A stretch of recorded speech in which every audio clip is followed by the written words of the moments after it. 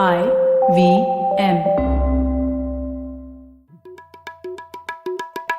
भाई हम हिंदुस्तानियों को बतियाना बड़ा पसंद है। बंगाली में अड्डा, उड़िया में खोटी, कन्नड़ा में हरटे और हिंदी में पुलियाबाजी। इस कला के लिए हमारी हर भाषा में एक शब्द है। तो प्रणय और मैं तो अक्सर मिलकर पुलियाबाजी करते ही रहते हैं। हमने सोचा कि आपको भी इसमें शामिल कर लिया जाए।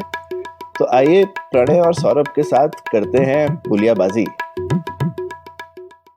प्रणय, क्या हाल है? बस सौरभ, मजे में। आप बताइए। बस बढ़िया चल रहा है। ये आजकल यूक्रेन के साथ बड़ी तनातनी चल रही है रशिया की।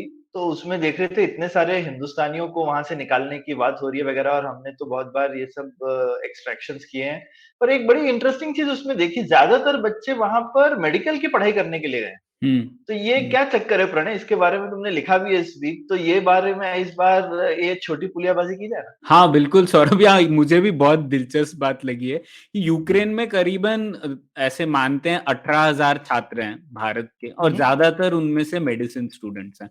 और अभी हम्म। हालिया में देख रहा था कि भारत के मेडिसिन स्टूडेंट सिर्फ यूक्रेन में नहीं, कजाकिस्तान, किर्गिस्तान, बांग्लादेश, फिलीपींस और चाइना, इन देशों में भी बड़ी तादाद में जा रहे हैं। मतलब बड़ी तादाद, अच्छा। मतलब अगर हर साल 88,000 सीटें हैं टोटल इंडिया में एमबीबीएस के लिए, उसमें लेकिन 20,000 लोग बाहर जा रहे हैं भारत के। मतलब तकरीबन एक चौथाई हिस्सा है जो कि बाहर पढ़ रहा है और उनको सीट नहीं मिल रही है भारत में। तो ये बहुत ही हम्म। दिलचस्प बात है। और इसमें उन छात्रों की तो कोई गलती नहीं है, मैं तो उनकी दाद देता हूँ कि वो इतनी हाँ। उनकी कमिटमेंट है कि वो दूर दराज के देशों में जाके भी एक डॉक्टर बनना चाहता है। तो उनके लिए तो मेरे लिए मैं सैल्यूट ही करूंगा। लेकिन मैं अगर भारत के स्तर पे देखूं तो ये कितनी दुखद बात है सौरभ। हम हमेशा बोलते हैं कि डॉक्टर नहीं है भारत में, कितने कम डॉक्टर हैं, हर WHO की रिपोर्ट में हम लोग नीचे आते हैं। तो हमें तो डॉक्टर और ज्यादा प्रोड्यूस करने चाहिए ना, लेकिन हम एक्टिवली धकेल रहे हैं जो बनना चाहते हैं उन्हें। तो ये मुझे बड़ी दुखद बात लगी। बिल्कुल। और वो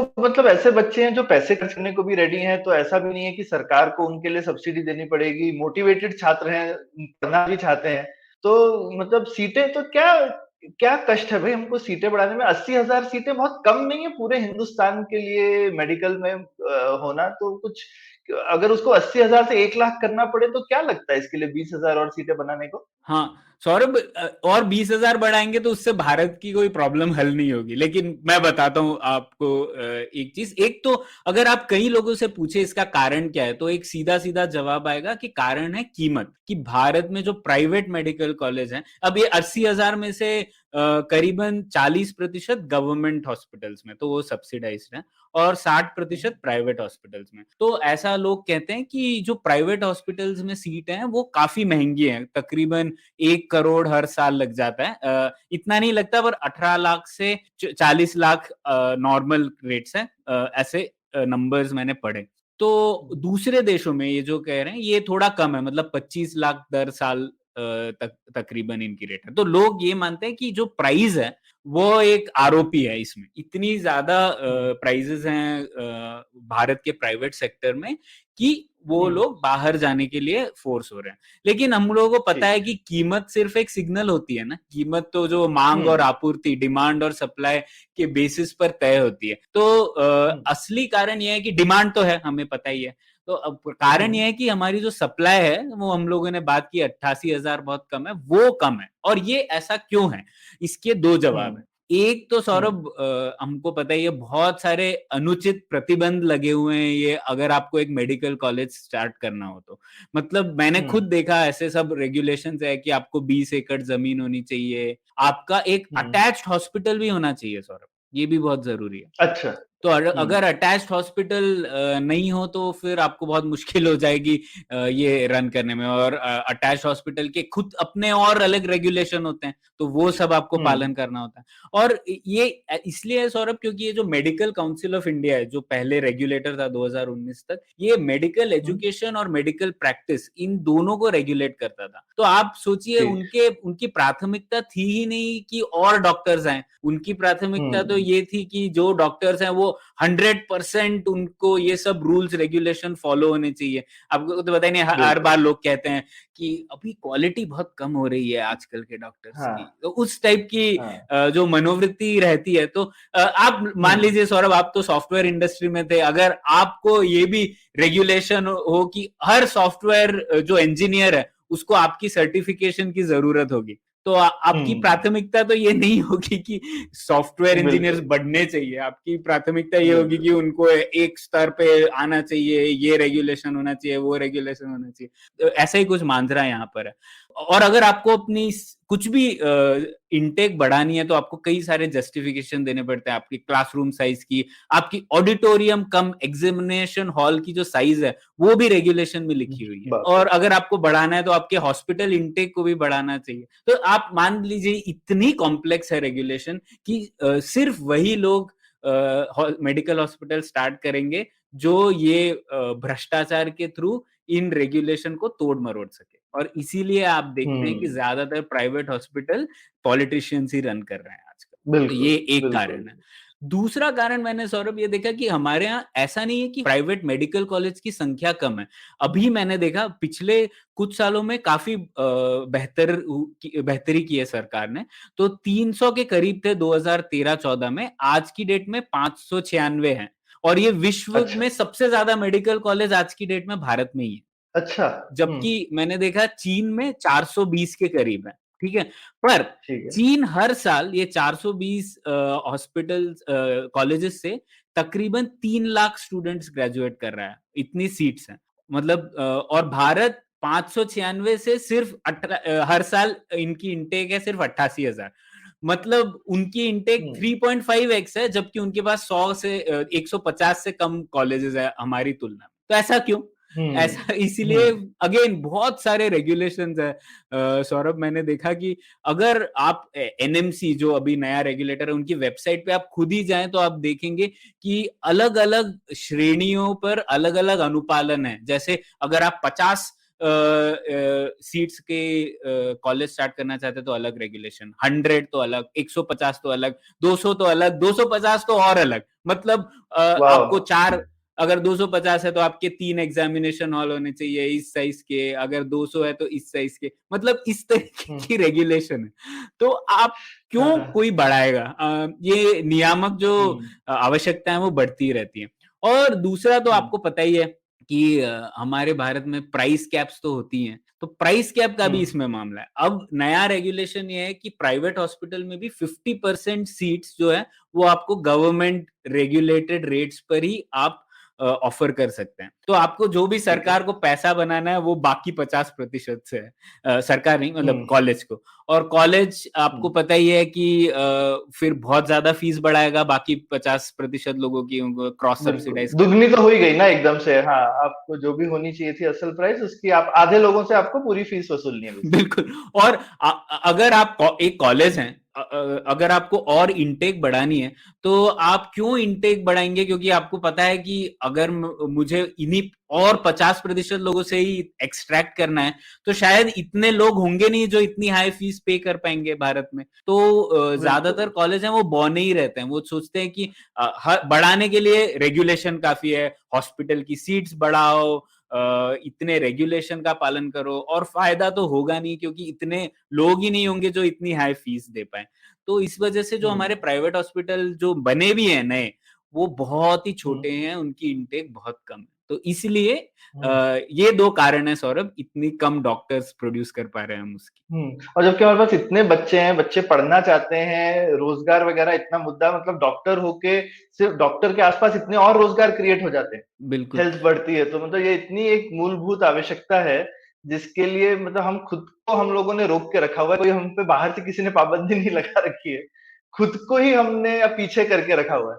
और सौरभ, इसमें बहुत सारे सेकेंड ऑर्डर इफेक्ट भी आता है ना। जैसे अक्सर लोग कहते हैं कि अब सीट इतनी कम है, सीट के लिए हुँ, कंपटीशन जबरदस्त है, तो इसकी वजह से क्या होगा? कोचिंग सेंटर्स आएंगे, कोचिंग सेंटर्स हुँ, आएंगे, और कोचिंग सेंटर्स में आपको इतने लाखों रुपए उसके लिए पे करना पड़ेंगे। फिर आपका जब एंट्री नहीं होता है तो बहुत दुखद चीज है, कई लोग तो सुसाइड वगैरह भी कर लेते हैं। तो ये सब चीजें इसलिए हो रही है क्योंकि इतनी कम है आपूर्ति, जबकि हम लोग बढ़ा सकते हैं, हमको जरूरत है, हमको और डॉक्टरों की जरूरत है, फिर भी हम लोग ये चीज नहीं कर पा रहे। तो ये अपने पैरों पे कुल्हाड़ी मार रहे हैं सीधा सीधा। तो मैं अक्सर कहता हूँ लोग इस सेक्टर में ना सौरभ, जैसे डिफेंस और फार्मिंग में व्यवसायीकरण थोड़ा एक बुरा शब्द हो जाता है कि अरे व्यवसायीकरण कैसे हो सकता है, पर इसका सही सॉल्यूशन यही है कि हमें और व्यवसायीकरण करना है, ऐसा व्यवसायीकरण करना है जिसमें रेगुलेशन ना हो और करप्शन ना हो।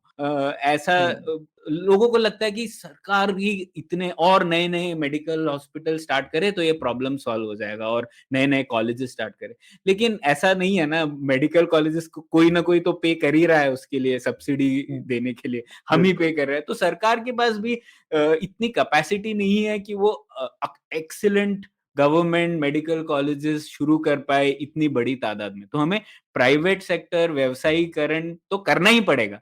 सवाल ये है कि हम अच्छे से करना चाहते हैं या करप्शन जैसे को मौका देना चाहते हैं, वही चॉइस है हमारे। बिल्कुल। और सरकार को बिल्कुल लोगों की एक एक्सपेक्टेशन है कि आप डॉक्टर पे भरोसा करते हैं कि एक मिनिमम क्वालिटी होगी, आप हेल्थ केयर के लिए जाते हैं तो। और वो चीज में सरकार ये कम करे और उस चीज में कैपेसिटी बढ़ानी चाहिए कि जो बच्चे बाहर निकल रहे हैं डॉक्टर का प्रोफेशन, हम एंट्री भी बहुत सारे लगा देते हैं, क्या कहते हैं, बैरियर।